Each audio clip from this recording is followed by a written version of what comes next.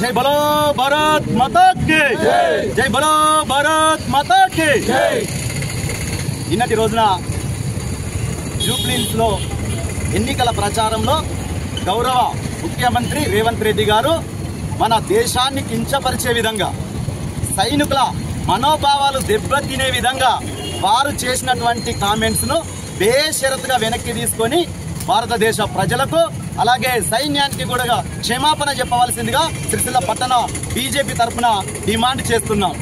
వాస్తవానికి దేశ ప్రజలందరూ చూశారు, మన సైనికులు వెళ్లి పాకిస్తాన్ నట్టి విరిచి అలా వెన్నెముక లేనటువంటి రకంగా తయారు చేసి మన కాళ్ళ బేరానికి తెచ్చుకున్నటువంటిది మన సైన్యం, మన భారతదేశం.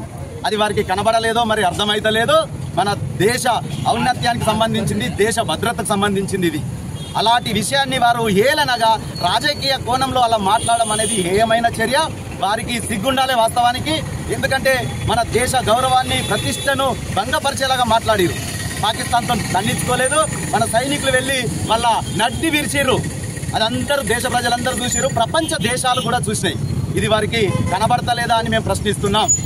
మన బాంబులు పోయి వాళ్ళ ఎయిర్ బేస్ ను అలాగే పాకిస్తాన్ లో ఉన్నటువంటి తీవ్రవాద సంస్థల నిలయాలన్నింటినీ కకావికలం చేసిన ఘనత మన సైనికులది, మన వైమానిక సైనికులది.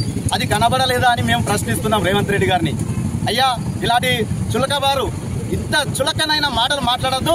కాంగ్రెస్ అంటేనే దేశభక్తి లేనటువంటి party Bharatiya Janata party. Bharatiya Janata party అంటే దేశభక్తి గల, మన దేశభక్తి నరాల ఇమడమించుకున్నటువంటి పార్టీ భారతీయ జనతా పార్టీ అని తెలియజేసుకుంటూ ఇలాంటి చౌకబారిన ఇంకొకసారి కామెంట్లు చేయొద్దని హెచ్చరిస్తూ భారత్ మాతాకి జై, బల భారత్ మాతాకి జై.